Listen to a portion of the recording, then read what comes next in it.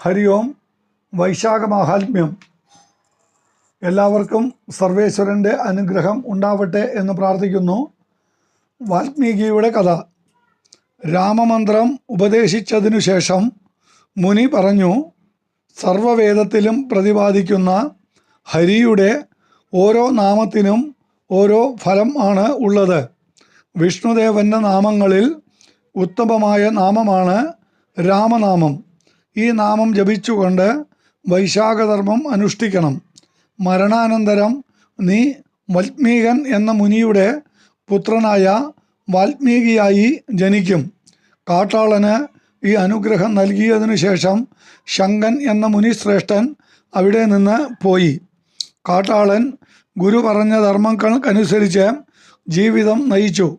ബ്രാഹ്മണരുടെ ധനം അപഹരിച്ച് ജീവിച്ചിരുന്ന കാട്ടാളൻ അവരിൽ നിന്ന് നന്മകൾ പഠിക്കുവാൻ തുടങ്ങി.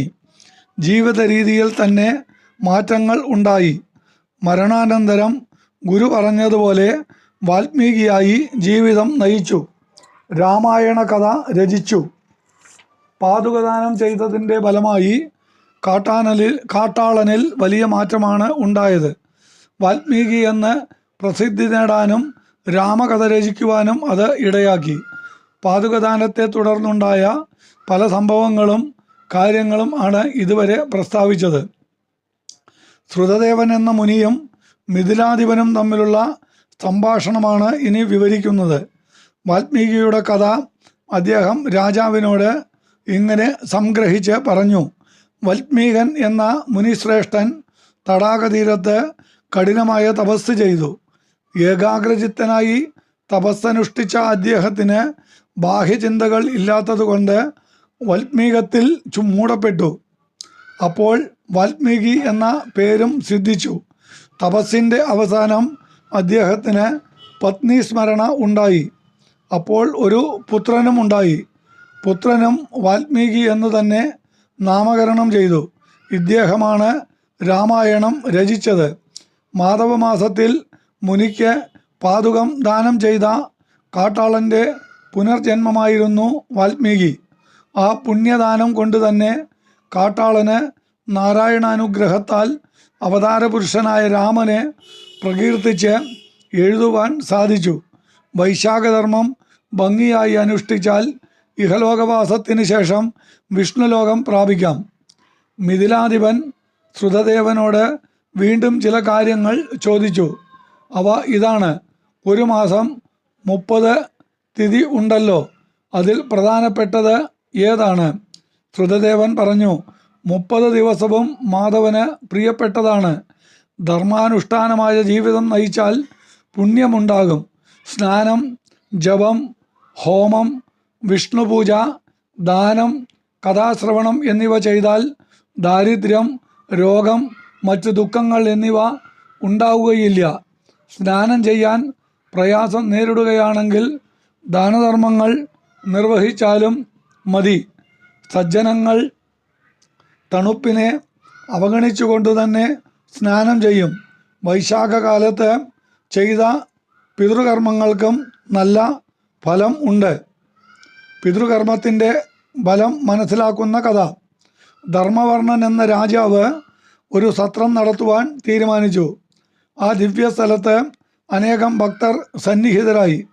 ചിലർ പുരാണകഥകൾ പറയുകയും മറ്റു ചിലർ കലികാല പുണ്യം പറയുകയും ചെയ്തു. ചിലർ കലിയുഗത്തെ പ്രശംസിച്ചു. കൃതയുഗത്തിൽ 1 വർഷം കൊണ്ടും, ത്രേതായുഗത്തിൽ 1 മാസം കൊണ്ടും, ദ്വാപരയുഗത്തിൽ 1 പക്ഷം കൊണ്ടും ആണ് പുണ്യം നേടുന്നത്. എന്നാൽ കലിയുഗത്തിൽ അതിൻ്റെ 10 ഇരട്ടി പുണ്യം വിഷ്ണു സ്മരണ കൊണ്ട് ലഭിക്കും. ഇങ്ങനെ കലികാലത്തിൻ്റെ മാഹാത്മ്യം എല്ലാവരും പറഞ്ഞുകൊണ്ടിരുന്നപ്പോൾ ദേവർഷി നാരദൻ അവിടെ വരാൻ ഇടയായി. അദ്ദേഹത്തിൻ്റെ അഭിപ്രായം മറ്റൊന്നായിരുന്നു. കലികാലത്ത് മനുഷ്യർ കുടുംബസുഖങ്ങളിൽ മുഴുകിക്കഴിയുന്നു. ശരീരത്തിനും മനസ്സിനും സന്തോഷം നൽകുന്ന ലൗകിക ജീവിതമാണ് പലർക്കും ഇഷ്ടം. ഗൃഹസ്ഥ ജീവിതത്തിന് പ്രാധാന്യം നൽകിക്കൊണ്ട് അതിൽ മുഴുകുവാൻ ആഗ്രഹിക്കുന്നു. ഇങ്ങനെയുള്ള ജീവിതം നയിക്കുന്നത് കൊണ്ട് ഈ ലോകത്തിൽ തന്നെ ജനിച്ചും മരിച്ചും കഴിഞ്ഞുകൂടുന്നു. കലികാലം കഴിയുന്നതുവരെ ഭൂമിയിൽ ജീവിക്കാതിരിക്കുന്നതാണ് നല്ലതെന്നും അദ്ദേഹം അഭിപ്രായപ്പെട്ടു. ദേവർഷിയുടെ ഈ വാക്കുകൾ കേട്ടപ്പോൾ പലരും സത്രഫലം ഉപേക്ഷിച്ച് പല ഇടങ്ങളിലേക്കും പോയി. ധർമ്മവർണ്ണൻ കലികാല ദൃശ്യങ്ങൾ കാണാൻ പുറപ്പെട്ടു. കമണ്ഡലുവും ദണ്ഡും ധരിച്ച് ആയിട്ടായിരുന്നു അദ്ദേഹം ഭാരത പര്യടനം നടത്തിയത്. അപ്പോൾ പല കാഴ്ചകളും അദ്ദേഹം കണ്ടു. ഭാര്യ ഭർത്താവിനെയും ഭൃത്യൻ യജമാനനെയും വെറുക്കുന്നു.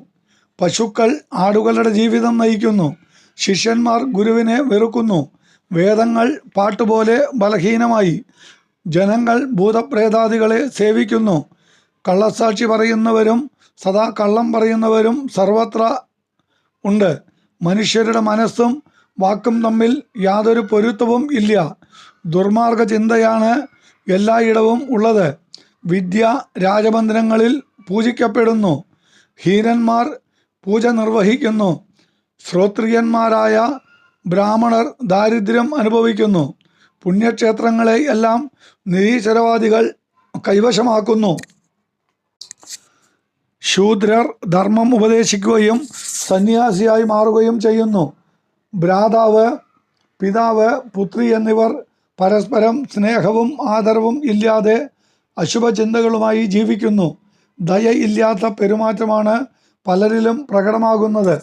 ശ്രാദ്ധാദികളിൽ ആർക്കും താല്പര്യമില്ല. യജ്ഞങ്ങളും ദാനങ്ങളും ഇല്ല. വിഷ്ണുനാമം ജപിക്കുന്നവരും ഇല്ല. സർവത്ര ശൃംഗാരരസമാണ് ഉള്ളത്. ധർമ്മവർണ്ണന് ഇവയെല്ലാം കണ്ടപ്പോൾ അത്ഭുതമുണ്ടായി.